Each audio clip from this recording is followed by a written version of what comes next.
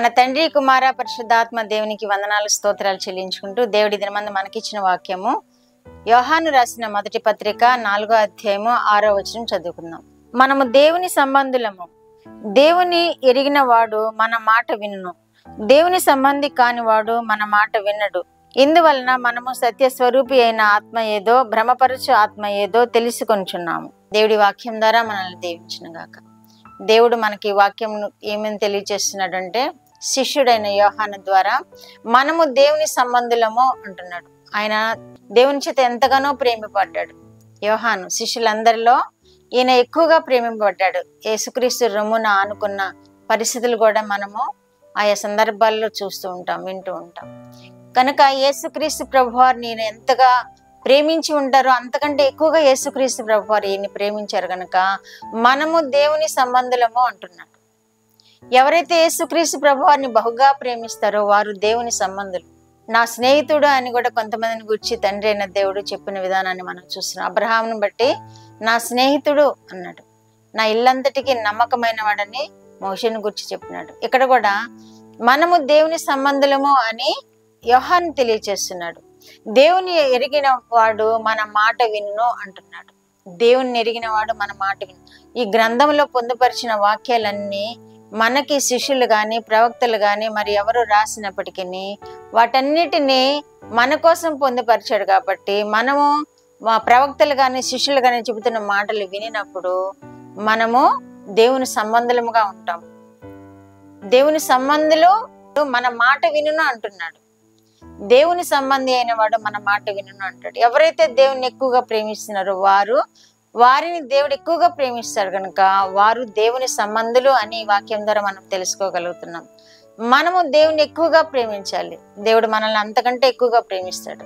యోహానుని బహుగా ప్రేమించాడు యేసు ప్రభు వారు. మనల్ని కూడా అదే విధముగా అంతగా ప్రేమించే దేవుడుగా ఉన్నాడు. కాబట్టి మన మాట వినును అంటున్నాడు. ఏం చెప్పిన మాటలు, ప్రవక్తలు చెప్పిన మాటలు, శిష్యులు చెప్పిన మాటలు మనం వినాలి. బోధకులు చెప్పిన మాటలు మనం వినాలి.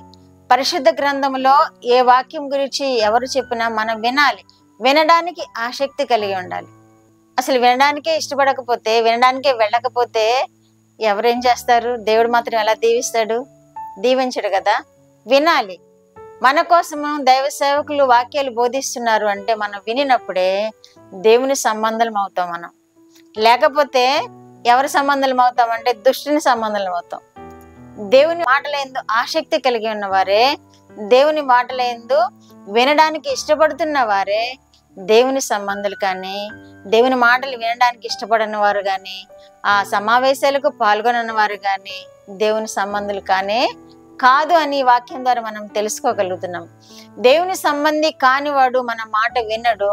ఇందువలన మనము సత్యస్వరూపి అయిన ఆత్మ ఏదో, భ్రమపరచు ఆత్మ ఏదో తెలుసుకొనగలుగుచున్నాము అంటున్నాడు.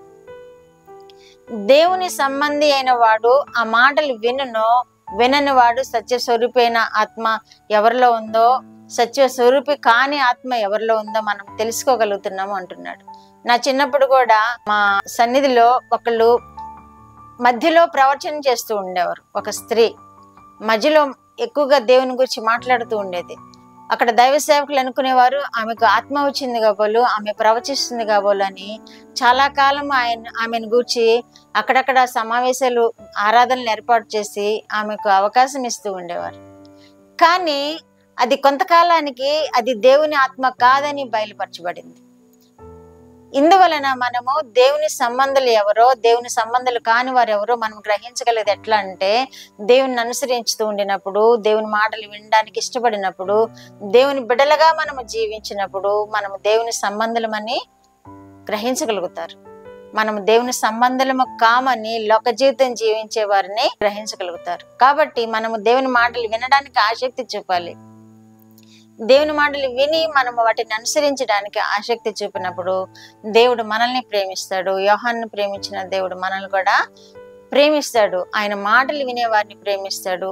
ఆయన బోధించిన విధముగా నడుచుకునే వారిని ప్రేమిస్తాడు. యోహాను సువార్త 8వ అధ్యాయం 47వ వచనంలో కూడా దేవుని సంబంధి అయిన వాడు దేవుని మాటలు వినును, మీరు దేవుని సంబంధులు కారు గనుకనే మీరు వినరని చెప్పుచున్నాడు. మీరు దేవుని సంబంధులు కారు కనుకనే మీరు వినరు అంటున్నాడు.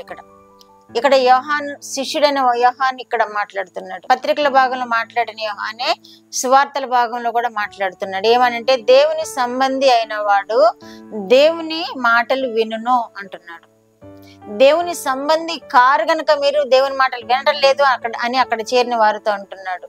ఎవరైతే దేవుని మాట ఎందు ఆసక్తి కలిగి వింటూ ఉంటారో వారు దేవుని సంబంధి అని మనం గ్రహించగలుగుతున్నాము. వారినే దేవుడు ఆ నిత్య రాజ్యానికి వారసులుగా చేసుకుంటాడని కూడా మనము ఈ వాక్యాల ద్వారా గ్రహించగలుగుతున్నాం. కాబట్టి మనం మాటలు విందాము, దేవుని మాటలు విందాము, దేవుని వాక్యాన్ని ధ్యానిద్దాము, దేవుణ్ణి సంతోషపెడదాము. మనము ఈ దీవెనలన్నీ స్వతంత్రించుకుందాము. ప్రార్థన. మా దేవా, మా ప్రియ పరలోక ప్రభువా, మీ పరిశుద్ధ పాదములకు వందనాలు, స్తోత్రాలు. మా రక్షకుడు అయిన యేసుక్రీస్తు దేవా స్తోత్రములు, పరిశుద్ధాత్మ దేవా స్తోత్రములు. ఇచ్చిన వాక్యము కొరకు స్తోత్రములు ప్రభువా. మీ వారైతే మీ మాట వింటారు అని మీరు సెలవిస్తున్నారు. మీ సంబంధులైతే మీ మాట వింటారు అని మీరు సెలవిస్తున్నారు ప్రభువా. నాయనా, వినుచిన బిడ్డలందరినీ మీ సంబంధులుగా చేసుకున్నందుకు మీకు స్తోత్రములు ప్రభువా.